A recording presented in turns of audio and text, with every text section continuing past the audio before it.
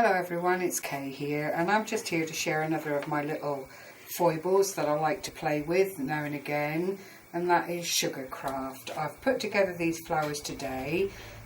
It is just ordinary roses, and I just thought I would show you how very easy it is these days to make these beautiful flowers.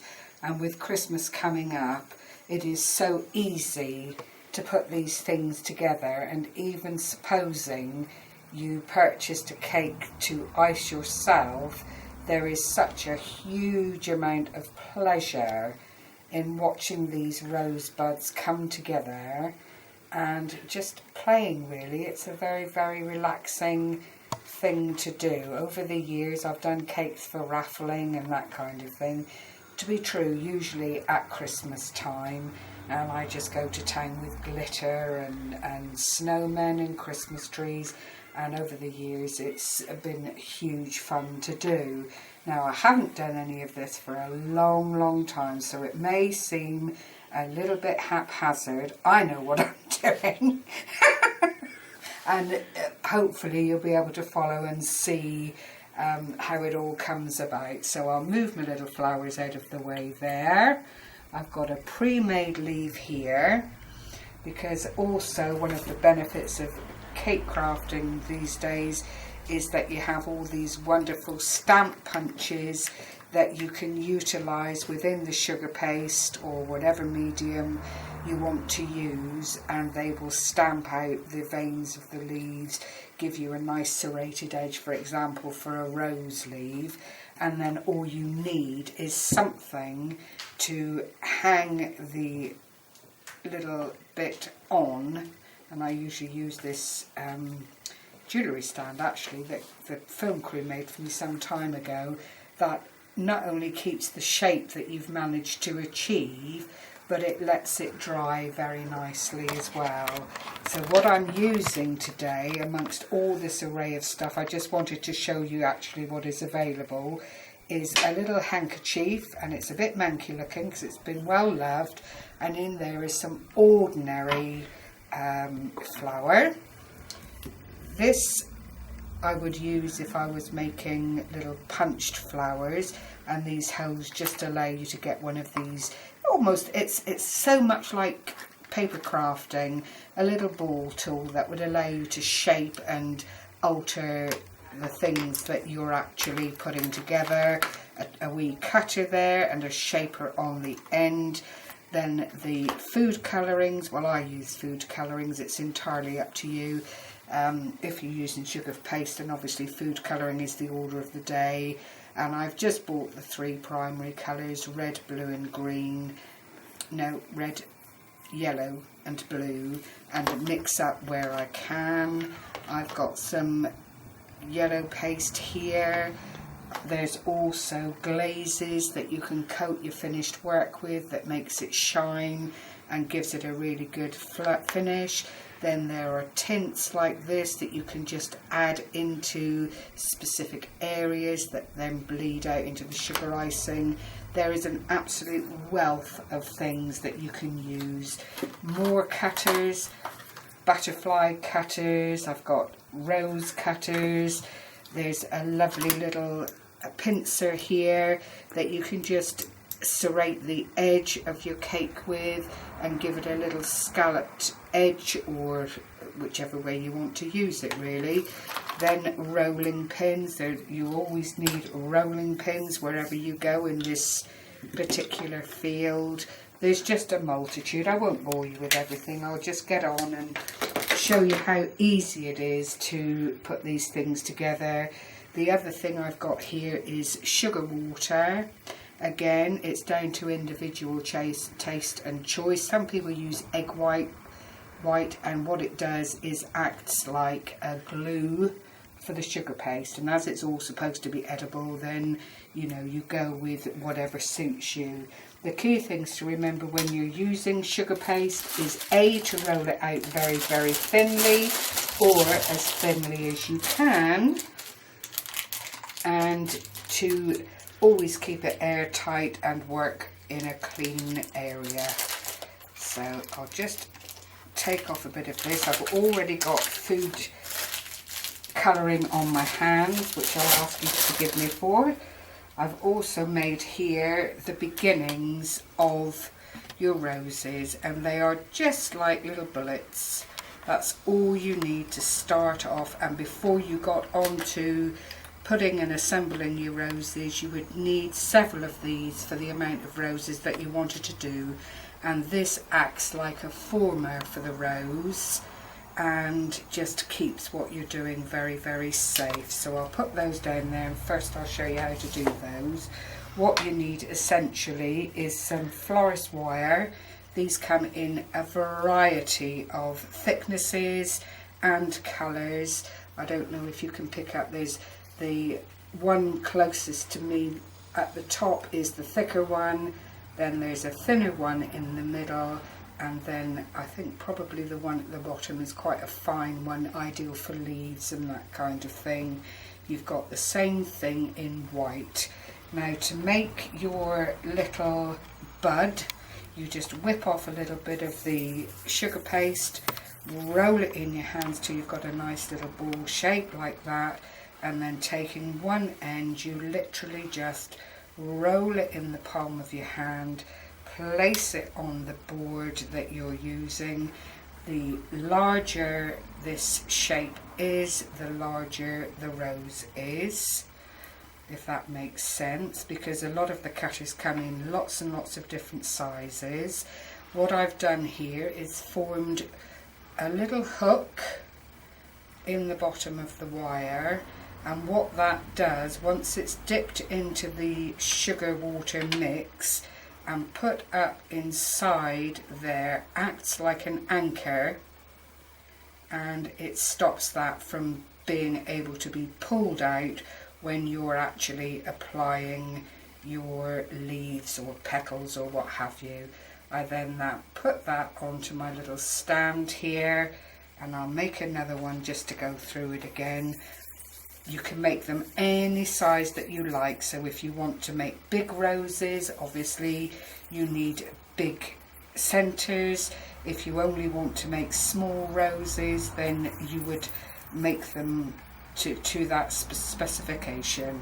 So I've just rolled out the end there, placed that on top of the mat, got my little hook and eye there in the wire, and I'm just going to pop that up inside, gently form that around that little piece of wire, and again I'll just hook it onto my little stand.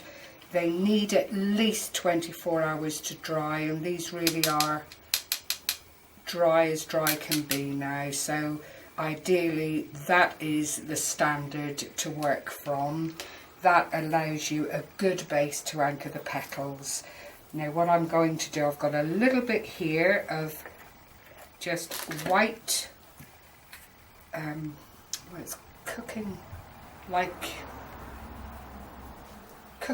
lard, I suppose you'd say it is, a margarine, like a Flora Light or something like that.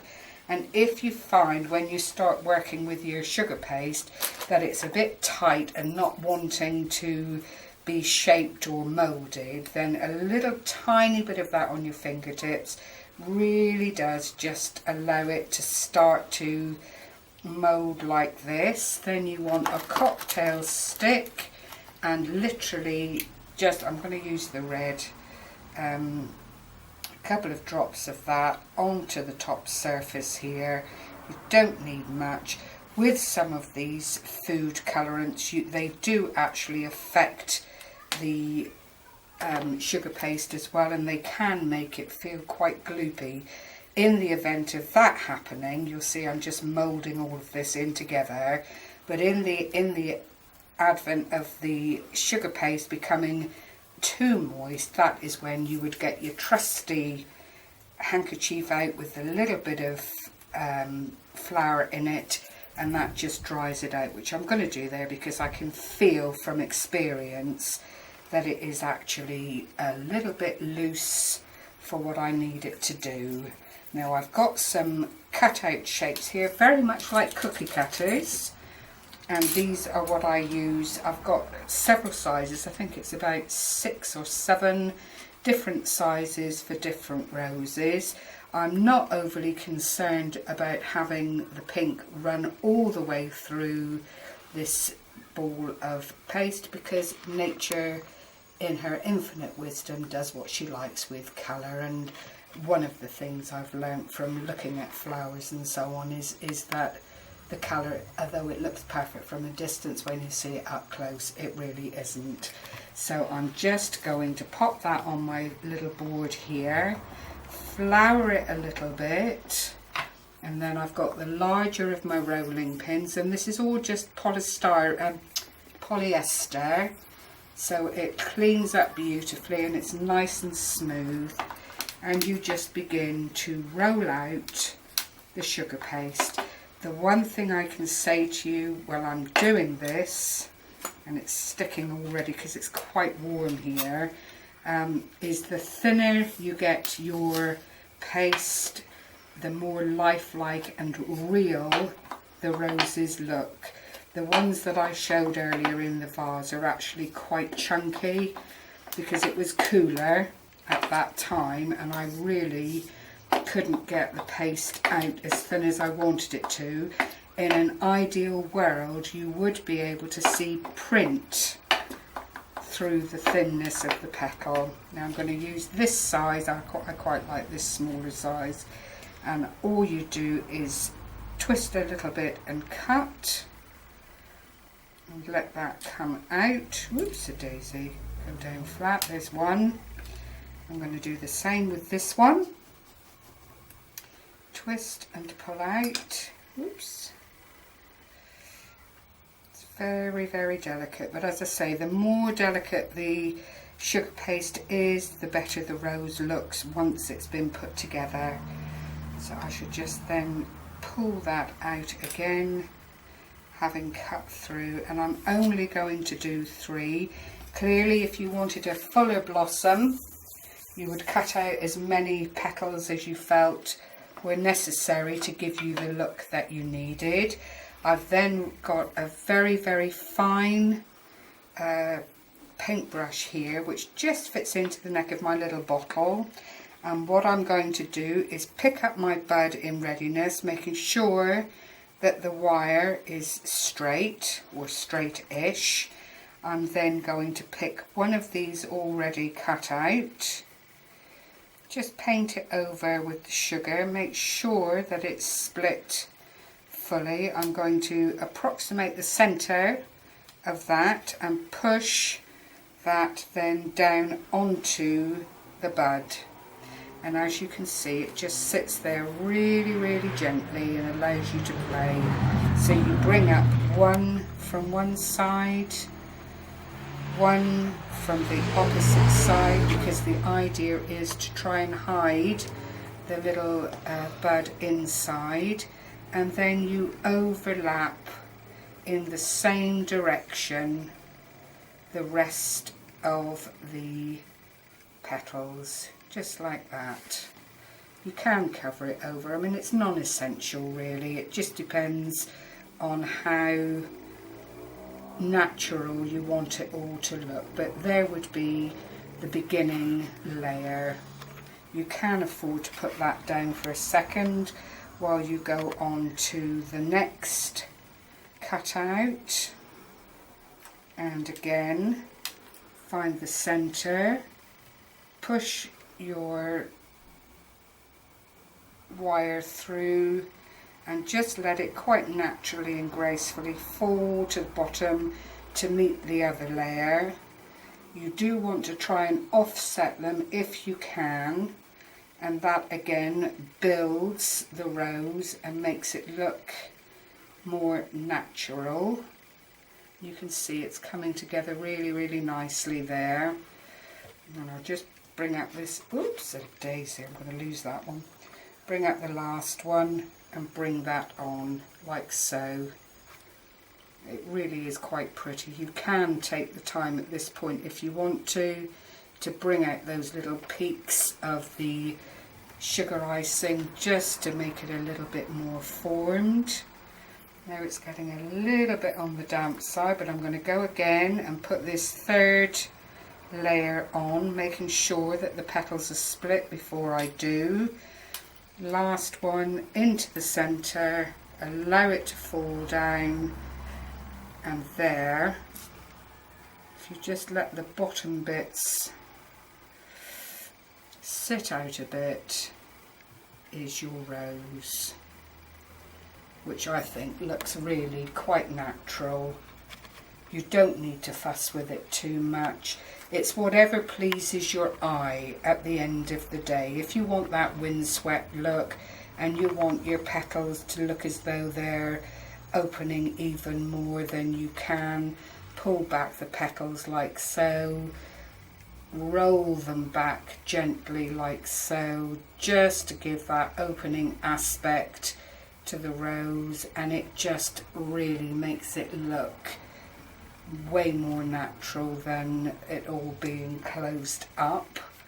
And then to allow that to dry, again you would form your little hook, place it onto the dryer, and the reason you would leave it upside down is to allow it to form and dry in that particular shape.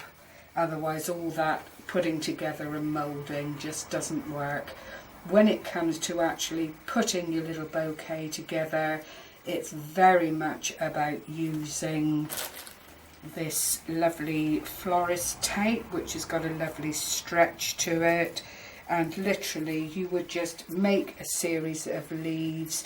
You would then get your wires, pop them together to form, we'll just pretend this is a flower here, you pop them together to form your bouquet, put your leaves in last to make sure that they sit where you want them to sit, and then the whole lot would be bound with the florist tape. And binding with the florist tape couldn't be easier. You just start at the top, and with a finger and thumb, once you get started, you just very, very gently roll that onto the stick or piece of wire. It gives a more natural looking stem, and you roll that down with all of your stems in if you're making a bouquet. If you want to have them spread out separately, then needless to say you would coat each of the wires once the rose is dried, and then make a bouquet that way, and that would then give you flexibility, because this is very, very flexible to move things around and put them where you would like them to be. So as a little taster and a little introduction, I hope you found this interesting. It is really, really huge fun. You can use the colours to your heart's content and have them fulsome and dark, or you can just have this very gentle pastel affair that just adds a hint of colour but is quite spring-like in its look. So again, I hope this has been helpful. I hope you feel it's something that you might like to try if cake making is something that you enjoy, and if required I would be happy to come back and do a little bit more. But this is just a taster to let you know that all of these things are out there, easily available, and can actually save you a fortune when you get into the swing of it, when you're decorating cakes and so on. So thank you for your time once again. Take care, everyone. I'll just let you have one last look at this lovely little rose here, which I think you'll agree is much more delicate than the ones in the little posy there, because I was able to roll this out a whole lot thinner. So thank you once again. Take care, everyone. Happy crafting. Bye bye for now.